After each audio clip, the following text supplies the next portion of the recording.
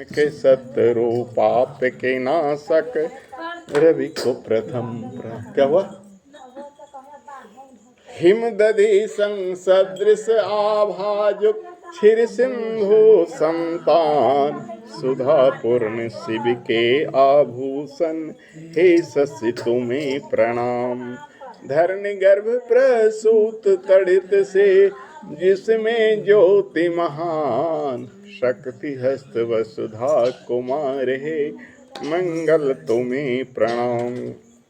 नवल प्रियंकल से श्यामल अनुपम रूप ललाम सौम सरलता गुण से मंडित बुधवर तुम्हें प्रणाम।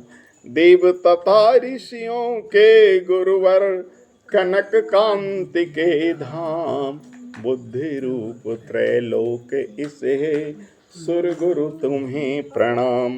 हिम और कुंद मृणाल कांति धर असुरों के गुरुपोज सब शास्त्रों के विस्तृत वक्ता कविवर शुक्र प्रणाम। नीलांजन सम कांति सूर्य सुत जम के भाई जैश छाया और मारतंड समुद्र भव हे सम तुम्हें प्रणाम।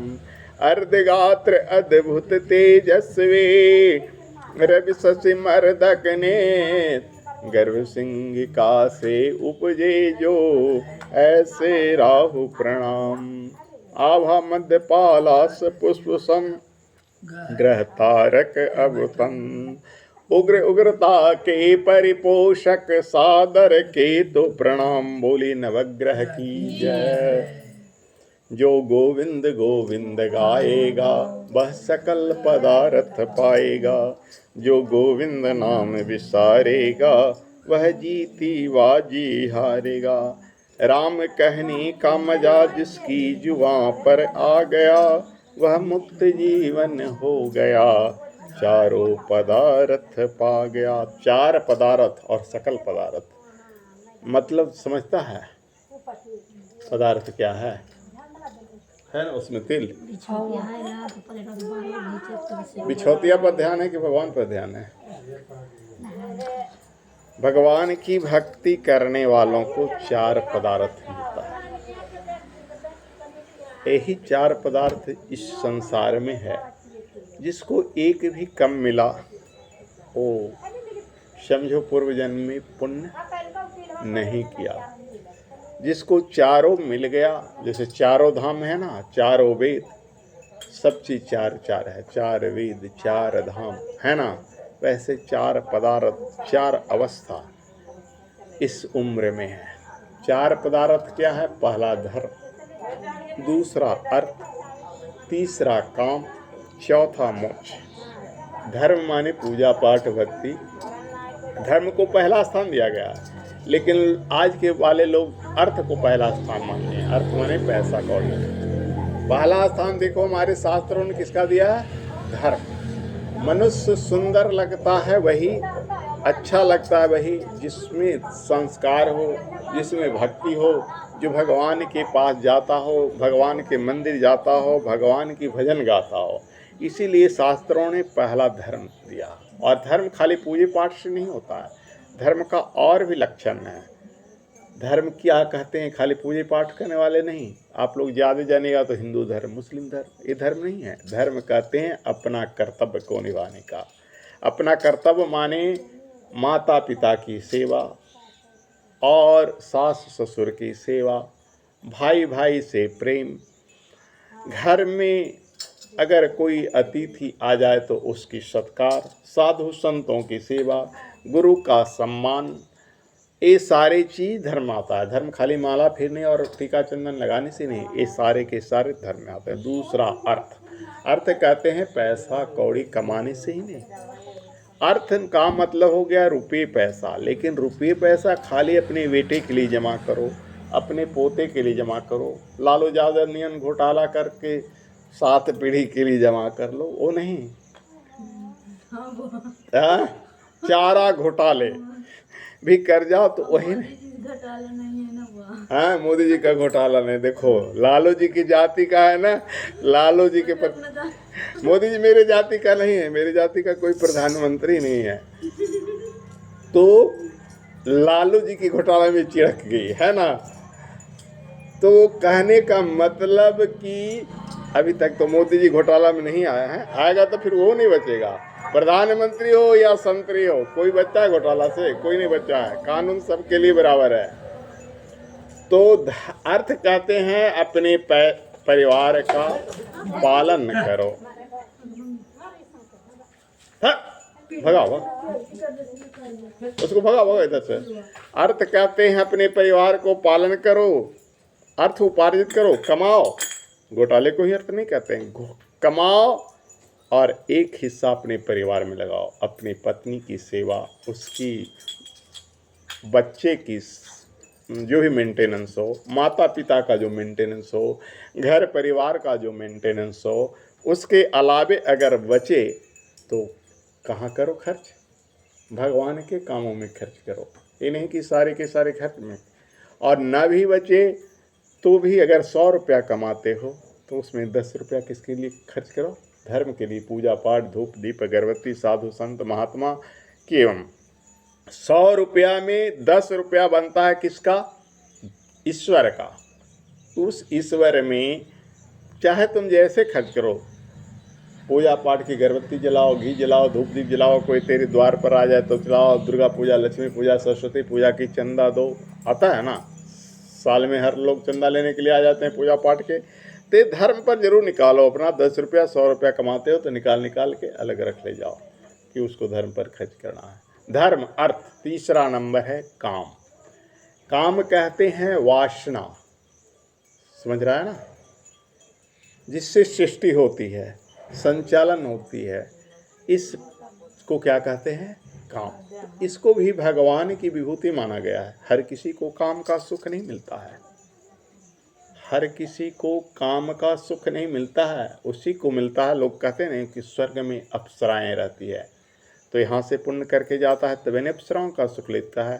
तो इस जीवन में काम का सुख उसी को मिलता है जिस स्त्री का पति उसके मन लायक हो। नहीं तो मारेगा, पीटेगा, लड़ेगा, बोलेगा नहीं तो उसे काम का सुख नहीं मिला, उसका विवाह बर्बाद हो गया। जिसकी पत्नी मन लायक हो, अब पत्नी मन लायक हो और पति मन लायक हो, काम का सुख ऐरा गैरू नत्था खैरू, पूरी संसार की काम का सुख नहीं है। पति पत्नी का जो प्रेम, इसे एक जग माना गया है। देखते हो जब शादी होता है, 2 जोड़े का विवाह होता है तो कितने लोग को न्योता दिया जाता है, सब लोग आशीर्वाद देते हैं। क्यों? ये बहुत बड़ा क्रिया है। काम का सुख, सेक्स का सुख भी, खुश रहो। एक यज्ञ है, उससे क्या होता है? सृष्टि का निर्माण होता है। अगर सृष्टि का निर्माण है और तुम्हारा सोनी नहीं आया, सोनी वाला अच्छा, पिछले गुरुवार को भी नहीं आए थे ना।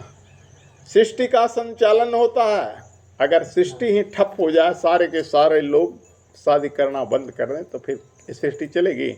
नहीं चलेगी। तो इसलिए इसके लिए एक यज्ञ, विवाह जो होता है यज्ञ होता है। बहुत सारे न्योता देकर लोग आते हैं और सब लोग वर वधू को आशीर्वाद देते हैं। और वैसे वधू जाकर उसका मन नहीं पति में लगे और पति का मन अगर पत्नी में नहीं लगे, किसी दूसरे के प्रति रहे, तो उसको क्या कहा जाता है? पाप कहा जाता है। उसका जीवन बर्बाद हो जाता है, उसका जीवन नरक में हो जाता है। इसलिए एक काम का सुख हर किसी को नहीं मिलता है। जिसने ज़्यादा पुण्य किया, जिसने ज़्यादा धर्म पूर्व जन्म में किया, उसे सुंदर पत्नी मिलती है, सुंदर पति मिलता है। सुंदर माने चेहरे का सुंदर नहीं। यहाँ पर तुम लोग अगर सुंदर नहीं हो तो कहेगा कि बाबा सुंदर की परिभाषा है। सुंदर माने चेहरे का सुंदर नहीं, beautiful, most beautiful, more beautiful नहीं। सुंदर विचार, सुंदर काली ही क्यों न हो, लेकिन सामले ही क्यों न हो। भगवान राम सामले थे ना, लखन जी गोरे थे। लखन जी से किसी को पड़ता था? लखन जी के बारे में क्या लिखे हैं परशुराम, जानते हो? मन मलिन तन सुंदर कैसे, मुख रस भरा कनक घट जैसे। राम जी मीठी मीठी बात बोलते हैं ना, और लक्ष्मण जी एकदम कड़वा बोलते हैं। तो परशुराम का गुस्सा भड़क जाता है। तो परशुराम कहते हैं मन मलिन मुख सुंदर कैसे, बिखरस भरा कनक घटे से। कहते हैं ये छौड़ा का तो मन मलिन है, ये छौड़ा बड़ी बदमाश है, ये गुस्सा मेरा ला देता है, और मुख कितना सुंदर है, देखो तो कैसे उदाहरण दिया, बिखरस भरा कनक घट जैसे। 20 माने सोने की घड़ा में अगर जहर भर दो तो सोना तो कीमती होता है, सोना सुंदर होता है। वैसे लखन लाल को क्या किया है, लखन लाल को सोने की घड़ा में भरा हुआ जहर की तुलना दिए हैं। क्यों? लखन लाल हमेशा गुस्सा कर देते थे परशुराम जी के। परशुराम ने कहा कि धनुष तोड़ा है, तो राम जी ने कहा नाथ शंभो धनु भंजनिहारा, अहोए ही सोई को एक दास तुम्हारा। राम जी कितना अच्छा बात बोलते हैं, कहते हैं हे नाथ, इस शिव धनुष को तोड़ने वाला आपका कोई दास होगा। दास माने नौकर।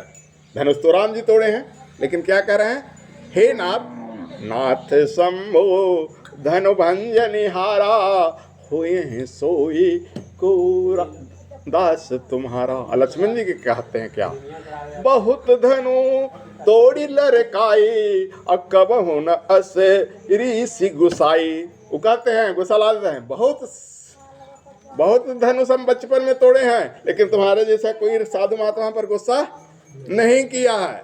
लक्ष्मण जी गुस्सा ला देते हैं, बहुत धनु तोरे लड़काई, अकब हो न अस सन ऋषि गुसाई। और क्या उतने ने, यहाँ नहीं को कुम्भड़ की भतिया जो तर्जनी देखे ही गल जाए। तर्जनी माने अंगुली दिखा और रहे हो ना, परशुराम जी कह रहे हैं तुम्हारा यहाँ कोई कोहड़ा के भतिया नहीं है, कोहड़ा में फूल लगता है ना, तो अंगुली दिखाने से क्या हो जाता है, गल जाता है।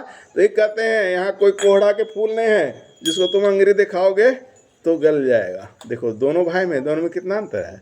राम जी काले हैं लेकिन वाणी मधुर है, लक्ष्मण जी गोरे हैं लेकिन वाणी कटु है। इसलिए सुंदर ये नहीं, मुख का सुंदर नहीं।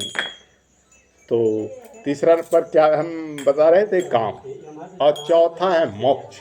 जब तुम काम का सुख इस जीवन में प्राप्त कर लिया, पति पत्नी सुखी जीवन जिया, बाल बच्चे हो गए, तब तुम्हारी उम्र जब पार हो गई, तुम्हारी उम्र पार हो गई, तो तुम क्या करो, मोक्ष मुक्ति का उपाय करो। मुक्ति का कोई जतन कर ले, राम नाम भज ले, है ना भजन में, मुक्ति का कोई जतन कर ले, सिया राम के भजन कर ले। तो मुक्ति कहते हैं उसको कि हमको इस धरती पर ना आना पड़े, है ना। मुक्ति उसको कहते हैं, मोक्ष उसको कहते हैं, मर जाने को मुक्ति नहीं कहते हैं। कोई कहता है मर गया मुक्ति हो गया फलाना, वो मुक्ति नहीं हो गया। वो मर के पिल्लू बनेगा, कीड़ा बनेगा, गद्दा बनेगा, उल्लू बनेगा, आदमी बनेगा, तो मुक्ति है। क्योंकि ये सब चीज़ बनने पर कष्ट भोगना पड़ता है। आदमी बनने पर गर्भ में रहना पड़ता है, गर्भ में खून वगैरह वगैरह उसके मुंह में जाता है ना, मल आदि में सना हुआ रहता है बच्चा, तो यही नरक है। नरक कोई बाहरी नहीं है, वो जो मल माता के गर्भ में रहता है ना, मल में सना हुआ रहता है, गंदगी में सना हुआ रहता है, वही है। तो इससे मुक्ति लेना माने जो भगवान का भजन करते हैं, जो विष्णु का जप करते हैं, जो गायत्री का जप करते हैं, जो ईश्वर का भजन करते हैं, उसे जन्म नहीं लेना पड़ता है, चाहे आदमी का हो चाहे कीड़ा मकोड़ा का। उसको क्या कहते हैं, मुक्ति कहते हैं। तो यही 4 चीज़ है भाई, धर्म अर्थ काम मोक्ष। जो भक्ति करता है उसे चारों पदार्थ मिलता है। जो पुण्य नहीं करता है उसको एक चीज़ कम मिल गया। अगर काम नहीं मिला, सुख नहीं मिला, सेक्स की नहीं मिली, पति पत्नी में नहीं बना, तो भी दुखी है। विवाह करके बहुत से लोग ऐसे हैं ना जो साथ जी रहे हैं लेकिन उनको सुख नहीं मिल रहा है। उससे अच्छा क्या कहते हैं कि मर जाता पति, तो विधवा तो कहलाता। लेकिन पति पूछ नहीं रहा है, पति है नहीं, तो उसकी जवानी बेकार गई ना। खाली सिंदूर लगाने से कोई अति होता है? पति छोड़ दिया, दूसरी स्त्री से प्रेम कर रहा है, तो खाली सिंदूर लगाने से सौभाग्यवती नहीं होता।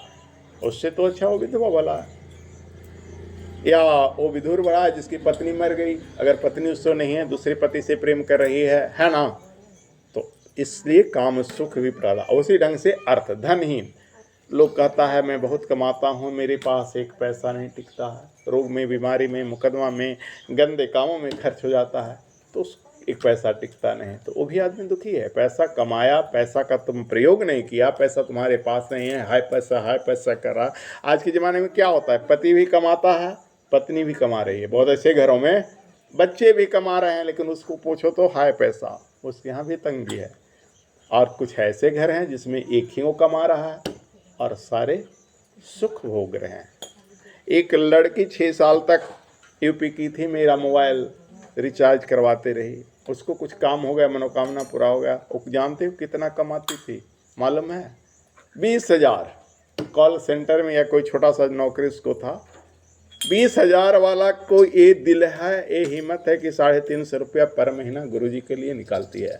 और जो यहाँ पर हमारे बहुत सारे ऐसे हैं जो वे लाखों कमा रहे हैं, लेकिन मंदिर में 150 रुपया भी नहीं लगा रहे हैं। देखो इसकी काजल भी कुछ नहीं कमा रही है।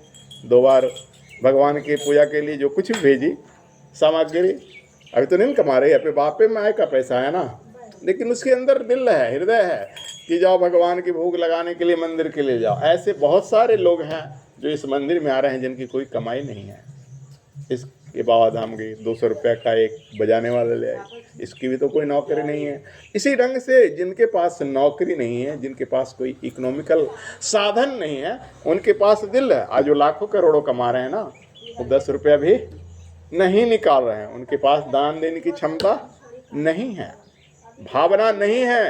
वो पीने खाने पर नहीं होता तो ऐसे लोग का धन क्या में जानता है। देखो बड़े बड़े लोग जो सही उपयोग धन का नहीं करते हैं, उन लोग के घर में जाके देखो क्या होता है मालूम है? किसी का किडनी खराब, किसी को कैंसर। कैंसर में जब कीमो बदलाया जाता है तो जानते हो कीमो कितना में बदलाया जाता है? 1.5 लाख रुपया लग जाता है उसको बराबर महीना में। तो ये सब उन्हीं लोग को निकलता है जो धर्म पर खर्च नहीं करते हैं, जो पूजा पाठ पर खर्च नहीं करते हैं, जो अच्छे काम में किसी गरीब को मदद नहीं करते हैं।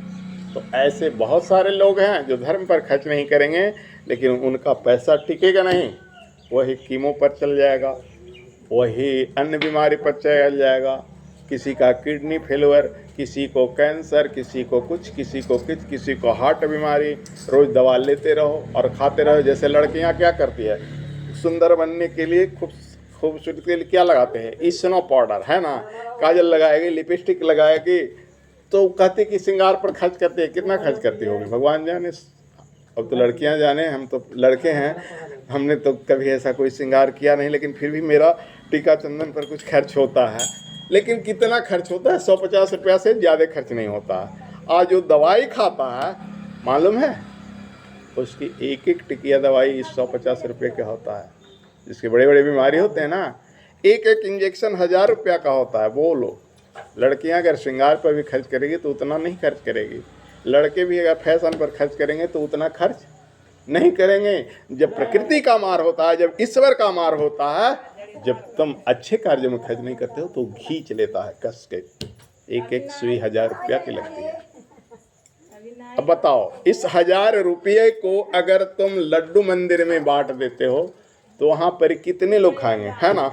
जैसे तुमने आज लड्डू लाया, केला लाया, मिला जुला के तुम्हारा 100-200 रुपया लगा होगा, 500 भी रुपये लगा। तुम तिल का तेल भी लाया 220 रुपया का, मैंने देखा। तुम 500 रुपया की सामग्री लाए जो भगवान का भोग से लेकर मंदिर में जलाने के काम आया, है ना? 500 रुपया उन लोगों से भगवान खींच लेते हैं जो भगवान को नहीं देते हैं, तो वो भी खुश नहीं रहता है। डॉक्टर का दिन अच्छा है कि इस कार्य में देना अच्छा है, इसमें खुशी होता है। जब हम किसी को अच्छे कार्य के लिए देते हैं तो खुशी होता है। कोई साधु महात्मा, कल एक बाबा जी आए, बताया ना, 500 मांगने, हमने उन्हें 150 दिया, फिर भी खुश होकर के। हमें 500 नहीं दिया, बोला कि मैं अपनी किसी से नहीं मांगता हूँ, मैं भी बाबा हूँ, किसी से मांगता नहीं हूँ, अपनी खर्च अपनी मंदिर में कर रहा हूँ बाबा, इसलिए हम दूसरे बाबा को बहुत कम देते हैं। खुश रहो या नाराज रहो। ज़्यादा चंदा अगर कोई मांगता है तो मैं यही कहता हूँ कि मैं खुद पूजा पाठ मंदिर का निर्माण कर रहा हूँ और किसी से लेता नहीं हूँ। तो तुम खुश रहो चाहे नाराज रहो, लेना हो तो स्वीकार करो, नहीं लेना हो तो इनकार करो। ऐसे हालांकि नहीं बोलना चाहिए, एक गलती है। किसी आए हुए को अगर हमारी शक्ति है तो जहाँ तक खुश करके चलाएं। तो इसकी पीछे बहुत कारण है, अभी समय कम है, नहीं बताएंगे, कभी बता देंगे। इसके पीछे भी बहुत कारण है। भक्त भक्ति भगवंत गुरु चतुर नाम बपुए, इनके पद वंदन किए नासय विघ्न। इसमें जानो, भक्त, भक्त माने तुम लोग, भक्ति जो तुमको खींच कर यहाँ लाया, जो पूजा पाठ कर रहे हो, इसको क्या कहते हैं? भक्ति। भक्त तुम हो, और भक्ति उसको कहते हैं जो तुमको मंदिर तक खींच के लाया, जो तुमको भगवान से प्रेम है, जो तुम्हें धर्म से प्रेम है, इसको भक्ति कहते हैं। भगवंत जो ठाकुर जी अंदर मंदिर में विराज रहे हैं, वो क्या है? भगवंत। और गुरु जो इस व्यासपीठ पर बैठे हैं, हमारे रूप में या किसी अन्य के रूप में भी, जो व्यासपीठ पर बैठे हैं, जो तुम्हें गुरु मंत्र दिए हैं, ये चारों का देखने में तो अलग अलग हैं। भक्त तुम हो, भगवान अंदर विराज रहे हैं, गुरु यहाँ आसन पर विराज रहे हैं, लेकिन भक्ति सबके अंदर है। देखने में तो वो नजर नहीं आए, 3 नजर आते हैं, लेकिन एक भक्ति है जो नजर नहीं आती है ना? तुम्हारे दिलों में बसती है। लेकिन ये चारों क्या हैं? अलग अलग हैं, लेकिन चतुर नाम 4 है, लेकिन बपू माने शरीर एक है ना? किस ढंग से? गाय को भी देखिए ना, गाय को 4 चिन्ह होता है ना, 4 अलग अलग हैं, लेकिन गाय में ही है ना। और सबसे क्या बहता है? दूध बहता है। तो भक्ति क्या है? दूध की रसधार है। तो बोलो वृंदावन बिहारी लाल की, बोलो सामले सरकार की।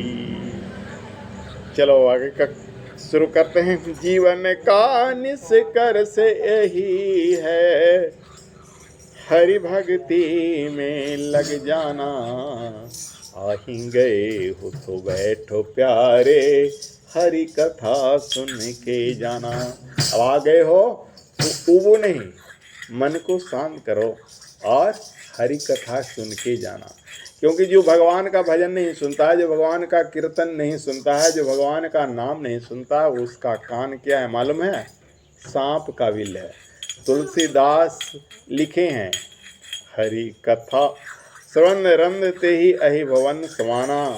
देखो, भक्ति हीन नर सोहहि कैसे लवन बिना बहु व्यंजन। जैसे भक्ति के बिना मनुष्य कैसे शोभता है, जैसे लवन माने बिना नमक के सब्जी होता है।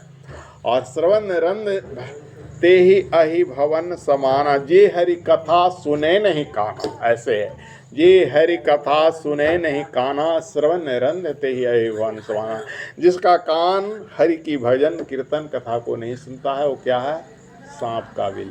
तो अपने कान में सांप को बसाओगे? कोई मंजूर है?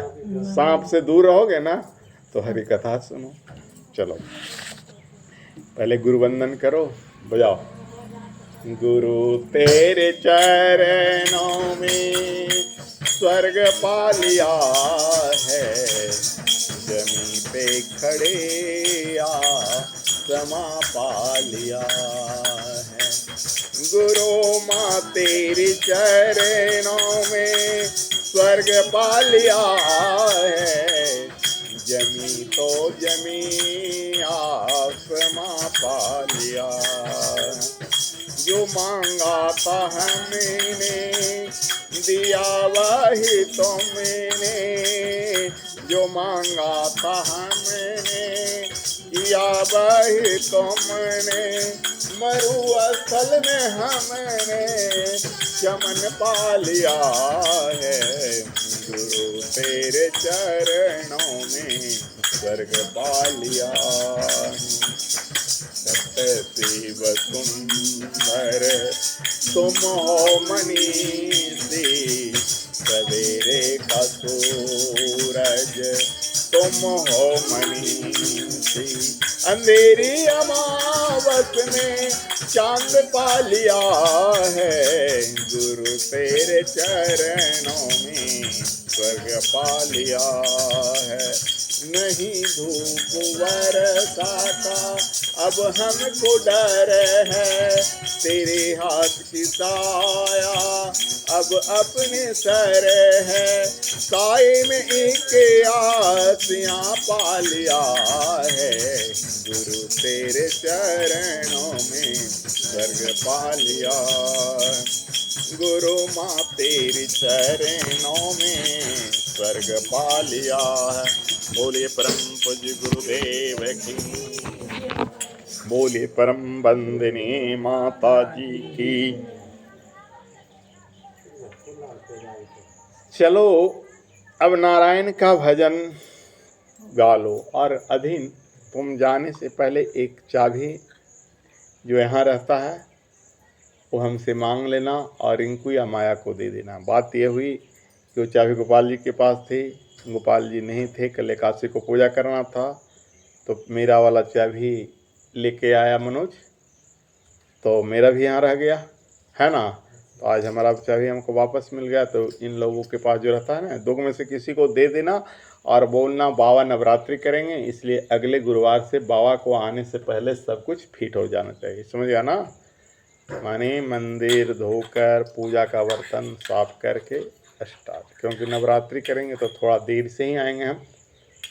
और इन लोग भक्त को बोल देना, जिसके हाथ में देना, माया या रिंकू दुए को किसी को, श्रीमन नारायण नारायण नारायण, भज मन नारायण नारायण नारायण, गाव संपन्न नारायण नारायण नारायण।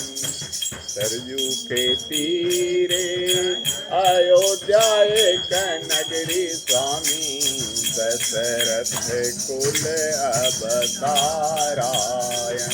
श्रीमन नारायण नारायण नारायण, सरजू के तीरे, सरजू के नीरे तीरे तुरंग नचावे स्वामी, कर लिए धनुष बानायन। श्रीमन नारायण नारायण नारायण, बक्सर जाके तारे का मारे स्वामी, मुनि जी के जग पारायण। श्रीमन नारायण नारायण नारायण, गौतम ऋषि के नारी अहिल्या स्वामी, पत्थर से नारी बनवायन। श्रीमन नारायण नारायण नारायण, जाई जनकपुर शिव धनु तोड़े स्वामी, सीता जी के असरा पुरायन। श्रीमन नारायण नारायण नारायण, सीता विवाहे अयोध्या में लाए स्वामी, घर घर मंगल गायन। श्रीमन नारायण नारायण नारायण, सबरी के बेर सुदामा के तंडुल स्वामी, रुचि रुचि भोग लगायन। श्रीमन नारायण नारायण नारायण, मोरे मुकुट मकराकृत कुंडल स्वामी, शंख चक्र गदा धारायण। श्रीमन नारायण नारायण नारायण, यमुना के तीरे गए चरावे स्वामी, हे स्वामी मुख से मुरली बजायन। श्रीमन नारायण नारायण नारायण, श्री वृंदावन में रास रचाए स्वामी, सहस्र गोपियन एक नारायण। श्रीमन नारायण नारायण नारायण, इंद्र जी को पतिए ब्रज ऊपर स्वामी, हे स्वामी वर्षन लागे सहस्र धारायण।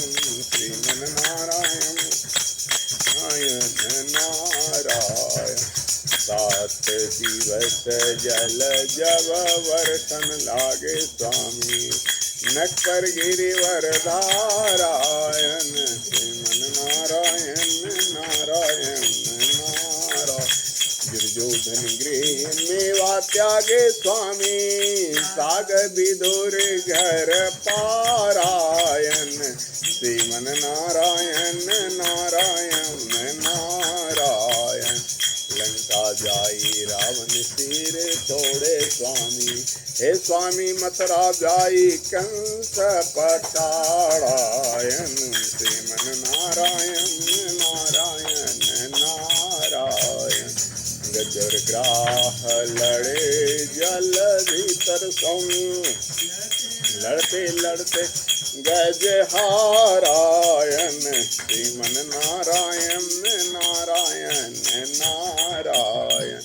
जोहर सूढ़ रहे जल ऊपर स्वामी, सब हरि नाम पुकारायण, श्रीमन नारायण नारायण नारायण। गज के टेर सोने यदुनंदन स्वामी, गरुड़ छोड़ धावायन, श्रीमन नारायण नारायण नारायण। ग्राह से गजराज उवारे स्वामी, चक्र सुदर्शन धारायण, श्रीमन नारायण नारायण नारायण। चारों वेद भागवत गीता स्वामी, वाल्मीकि जी के रामायण, श्रीमन नारायण नारायण नारायण। जो यह पद निस दिन गावे स्वामी, माता पिता कुल पारायण, श्रीमन नारायण नारायण नारायण। हरि ओम संत आस तब चरण स्वामी, सुमरि सुमरि भव तारायण, श्रीमन नारायण नारायण नारायण। भज मन नारायण नारायण नारायण, गाव संतन नारायण नारायण नारायण। बोलो श्री हरि नारायण। क्या हाँ दे दो भजन और है, थोड़ा सा एक प्रवचन भी है। भजन आज कथा में, कथा किसी चीज़ की न कहकर आज बताते हैं आज की भीषण समस्या क्या है। हर समस्या और समाधान, हर युग में कुछ न कुछ समस्या रहती है। पहले क्या समस्या था तो सती प्रथा, औरत जवान होती थी, उसको जीने की इच्छा होती थी, पति मर जाता था, जबरदस्ती उसको पति के चिता पर रख दिया जाता था, है ना। जो औरत मतलब अभी जवान है, उसको जबरदस्ती बांध के गोढ़ा चिता पर सुला दिया जाता था। क्यों? उसके पति मर गया। सती उसको नहीं कहते, सती जो स्वेच्छा से मर जाए ना उसको कहते हैं, लेकिन जबरदस्ती। इस प्रथा को ख़त्म किसने किया? राजा राम मोहन राय ने, क्योंकि ये गंदी प्रथा थी। कभी सती जो भी होती थी स्वेच्छा से। मेघनाद मरा तो उसकी पत्नी सुलोचना खुशी से मरी। दशरथ जी मरे तो उनके चारों माई मरी थी, नहीं मरी? क्यों नहीं मरी? काहे न सती हुई? क्या उन लोग सती होना नहीं चाहती थी? अपनी बेटी, उनकी बेटी भगवान के अवतार थे, है ना। उस भगवान को वनवास दे दिया गया था, अपनी बेटी के लिए सती नहीं हुई। और किसी औरत को जबरदस्ती मार दिया जाए तो उसके बाल बच्चा को कौन देखेगा? तो ये प्रथा गलत था, उसको राजा राम मोहन राय ने अंत कर दिया। इसी ढंग से बहुत सारी प्रथाएं समय समय पर गलत होती है। दहेज प्रथा, दहेज के कारण बहुत सारे लड़कियों को जला दिया जाता है, उसे ताना माना दिया जाता है, तुम्हारे घर में ये नहीं मिला वो नहीं मिला। तो हमारे गुरुदेव ने दहेज प्रथा पर शंखनाद किया। गायत्री परिवार में लोगों को बताया कि बिना दहेज लिए अपने बाल बच्चे का विवाह करो। तो आज फैशन चल गया प्रेम विवाह। अब बहुत कम लोग दहेज लेते हैं, हालांकि दहेज अभी भी बहुत जगह कम नहीं हुआ, लेकिन कुछ कहीं कहीं सुधार हुआ। मृतक भोज प्रथा, ये भी बुरी प्रथा है। मृतक भोज मर गया तो गरीब ही क्यों न हो, उसको भी खेत बीघा दो बीघा बेच के अपने माता पिता की श्राद्ध करनी पड़ती है। और वो अपने जीते जी माता पिता को तो भर पेट खिलाया नहीं, लेकिन नाम लूटने के लिए एरिया भर को खिलाता है। 1000-2000 ब्राह्मण को खिलाता है, भाई गोतिया को खिलाता है। अरे तुमने माँ पिता को खिलाया नहीं, और उसको खिलाने से क्या तुमको पुण्य मिलेगा? कभी नहीं मिलेगा। वैसे आज की सबसे बड़ी समस्या क्या है? माता पिता की कदर नहीं। हर घर में बच्चे अपने माँ पिता की कदर नहीं करते हैं। तो सबसे बड़ी समस्या क्या है? माता पिता की कदर नहीं, भाई भाई में प्रेम नहीं। एक कहावत है, भाई मरे बल घटे, पिता मरे छत जाए, माता मरे जग सारा सूना हो जाए। भाई मरता है तो बल घट जाता है, ताकत तुम्हारी घट जाती है, क्योंकि जितने भाई हैं उतने तुम बलवान हो। अगर आपस में प्रेम से रहोगे तो, अगर लड़ाई करते रहोगे तो नहीं। एक सेठ के 4 बेटा थे, चारों में नहीं बनता था। सेठ ने कहा, बेटा कुछ लकड़ी लाए, इसको तोड़ दो। सभी ने तोड़ दिया। सारे लकड़ियों का एक गट्ठा बनाया, बोला कि इसको तोड़ो। चारों बेटा में से कोई नहीं तोड़ा। तो कहा, सेठ की यही भांति तुम्हारे साथ है। अगर तुम चारों मिल के रहोगे तो समाज तुमको तोड़ नहीं पाएगा। अगर तुम 4 भाई हो, चारों में एकता है, तो तुम्हारा कोई आंख नहीं दिखाएगा। अगर तुम खारे एक भाई को मारने के लिए आया तो तुम 3 भाई लाठी लेके जाओगे ना जी, तुरंत डर जाएगा, अरे 4 भाई तैयार है। अगर तुमको गांव वाले ने फूट डाला, तुम दूसरे की बात पर रहे हो, तुम्हारा भाई ऐसा नहीं है वैसा नहीं कह दिया, तो तुम आपस में लड़के क्या हो जाओगे? मर जाओगे, कट जाओगे, केस मुकदमा करोगे, धन बर्बाद हो जाएगा। तुम्हारी संपत्ति अगर 5 बीघा है तो आपस में केस लड़ते लड़ते बर्बाद हो जाएगी। भाई मरे बल घटे, भाई अगर मर गया तो तुम्हारा बल घट गया, समाज में बल नहीं रहा। पिता मरे छत जाए, पिता के मरने से छत एक साया होती है। पिता जो है ना, आपकी छत है, उसके मरने से आपके ऊपर छत है जो चला जाएगा। आपका जो समाज में मान सम्मान है, चाहे माँ तारी मरे सारा जग सुना हो जाए। माँ मरती है तो आपकी सारी जग, माँ जब तक है, बेटा जवान क्यों ना हो, बूढ़े क्यों ना हो, और माँ के सामने बच्चा है, माँ क्या बुलाएगी तुमको मालूम है? बउआ। बउआ किसको कहा जाता है? छोटे को बच्चा रहता है ना, बउआ नहीं ले भी खेल के आना, तो तुम बूढ़े हो जाओ, तुमको बउआ हो जाए, तुमके बउआ के बउआ हो जाता है। किसी किसी को पोता हो जाता है, पर पोता हो जाता है ना। लेकिन माँ क्या कहती है? बउआ भी नहीं ले घरे, नहीं खेल के। माँ तब तक नहीं खाती है जब तक बच्चा नहीं खाता है। आज की समस्या क्या है? हम उस माँ को पत्नी के आने पर जुदा कर देते हैं, उसको खाने पीने के लिए तरसा देते हैं, उसकी सम्मान नहीं करते हैं। कितना बड़ा पाप है ना? कुपुत्रो जायेता क्वचिदपि कुमाता न भवति। बेटा हो जाए लेकिन माता कुमाता नहीं होती है। इसलिए आज की सबसे बड़ी समस्या है माता पिता की कदर नहीं, भाई भाई में प्रेम नहीं, और बहन से भी अपना प्रेम नहीं। बहन को खाली हम साल में कभी याद करते हैं मालूम है? एक दिन राखी बंधने के लिए।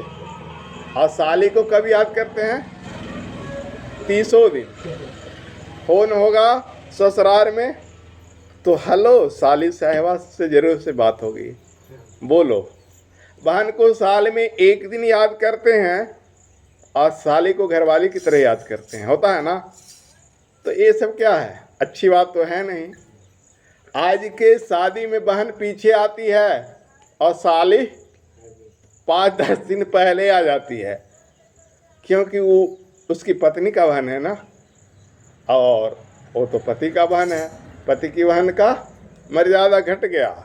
इसीलिए आज हर घर में गरीबी छा गई, भूखमरी छा गई, कोई खुशहाल नहीं है। कितना कमाता है? बहन क्या होती है मालूम है? बहन ब्राह्मणी होती है, उसका चरण पूजा जाता है। जब वो तुम्हारे घर में आती है ना, अगर तुम उसके चरण धोकर अपने घर में पूरे जो भी तुम्हारा घर है उसको छिड़क दो तो वास्तु दोष खत्म हो जाए। अब बहन का जो बेटा होता है, भांजा जो होता है, और भांजी जो होती है, उससे कभी नहीं छुआना चाहिए, क्योंकि वो क्या होता है? ब्राह्मण होता है। ब्राह्मण से चरण छुआ गए, पंडित जी गोड़ लगते हो ना, तो ब्राह्मण और ब्राह्मणी होता है, बहन का बेटा और बेटी को प्रणाम करना चाहिए। लेकिन आजकल लोग क्या करते हैं, भगना भगनी को प्रणाम करवाते हैं, है ना। इसी कारण हर घर में दरिद्रता का वास होता है, लक्ष्मी उससे नाराज हो जाती है, क्योंकि बहन का बेटा ब्राह्मण है। आज भी पंडित जी के घर में जाओ तो दान दक्षिणा किसको देते हैं? जैसे हम लोग पंडित जी को बुलाते हैं ना, पंडित जी कौन होता है? भगना भगनी होता है। तो ये ध्यान दो कि हम अपने भांजा से, अपनी भांजी से चरण नहीं छुआवें, बल्कि उसका चरण को छुएंगे तो हमारा घर पवित्र हो जाएगा। तो आज की भीषण समस्या पर हम ध्यान देते हुए एक सत्संग में जाते हैं। मेरा सत्संग खाली भजन कीर्तन नहीं होता है, कुछ ज्ञान की बातें होती है। अगर तुम लोग आते हो तो नेक इंसान बनो, माता पिता की कदर करो, सास ससुर की इज्जत करो, भाई भाई में प्रेम रखो, बहन का मान सम्मान करो। बहन को खाली राखी बंधन के दिन न याद करो, बहन का रक्षा का भार तुम्हारे पूरे जीवन में। बहन पर जब भी कोई संकट आए तो तुमने राखी बनवा लिया तो पूरे जीवन भर, पहले यहाँ ध्यान दो, वार्तालाप कभी नहीं करो। बहन से राखी बनवा लिया तो उसका जीवन भर रक्षा करो। उसको कोई कमी हो तो पहले उसे पूरा करो, इससे तुम्हारे धन नहीं घटेगा और धन की वृद्धि होगी। तो अब आगे दो भजन उठाओ, डफली जाल। लागी रे लगन ओ माँ, देखो इसका भूखा लागी रे लगन ओ माँ, बैठो आराम से, यहाँ पूजा भक्ति सब। लागी रे लगन ओ माँ, एक तेरे नाम की, एक तेरे नाम की माँ, एक तेरे नाम की। लागी रे लगन गाओ, लागी रे लगन ओ माँ, एक तेरे नाम। तुम्हारा भजन नहीं करा, किसी ने सच्ची कहा, भूखे भजन न होई गोपाला, अजीमा करहूं अपन कंठी माला। भूखे भजन तुम्हारा नहीं हो रहा है, इसलिए भर पेट खा के आओ तो भजन होगा। लागी रे लगन ओ माँ, एक तेरे नाम की, एक तेरे नाम की माँ, एक तेरे नाम की। भव सागर में भटकते भटकते थकी जीव आत्मा, ज्ञान का दीप जला दे मिले परमात्मा। हे माँ, हे माँ, पाई रे शरण तेरी कृपा श्री राम की। लागी रे लगन ओ माँ, एक तेरे नाम की। गीत तेरे गाए बिना भक्ति नहीं जागती, दिल में बसाए बिना भक्ति नहीं जागती। हे माँ, हे माँ, अब न सताए हे माँ चिंता धन धाम की। लागी रे लगन ओ माँ, एक तेरे नाम की। मन का सारा मैल धोकर निर्मल मन कीजिए, निर्मल बना के मन को सद्बुद्धि दीजिए। हे माँ, हे माँ, भगवती कहूँ या अम्बा, जुदाई एक नाम की। लागी रे लगन ओ माँ, एक तेरे नाम की। एक तेरे दर्शन खातिर, एक तेरे प्यार में, ढूंढते फिरे माँ तुमको सारा संसार में। हे माँ, हे माँ, तुम्हें नहीं पाया तो ये दुनिया किस काम की। लागी रे लगन ओ माँ, एक तेरे नाम की।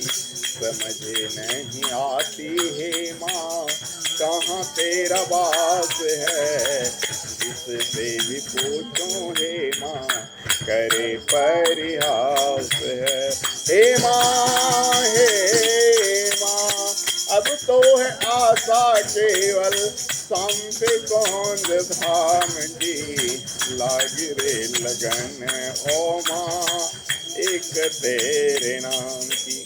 बोली गायत्री माता की। श्रित कमला कुच मंडल घृत कुंडले, कलित ललित वनमाल जय जय देव हरे। दिन मणि मंडल मंडन भव खंडने, मुनि जन मानस हंस जय जय देव हरे। कालिये विषधर गंजन जन रंजने, अदकुल नलिंदिने जय जय देव हरे। मधुमुर नरक विनाशन गरुड़ासन है, सुरकुल केलि निदान जय जय देव हरे। अमल कमल दल लोचन भव मोचन है, त्रिभुवन भवन निधान जय जय देव हरे। जनक सुता कृत भूषण जित दूषण है, समर समित दस कंठ जय जय देव हरे। अभिनव जलधर सुंदर घृत मंदर है, श्रीमुख चंद्र चकोर जय जय देव हरे। तब चरणी प्रणताम वैमिति भाव, कुरु कुशलम प्रणतेषु जय जय देव हरे। जय देवक वेरित मुदित मुदम कुरुते मुदम, मंगल मंजुल गीतम जय जय देव हरे। बोलो श्री हरि विष्णु भगवान की।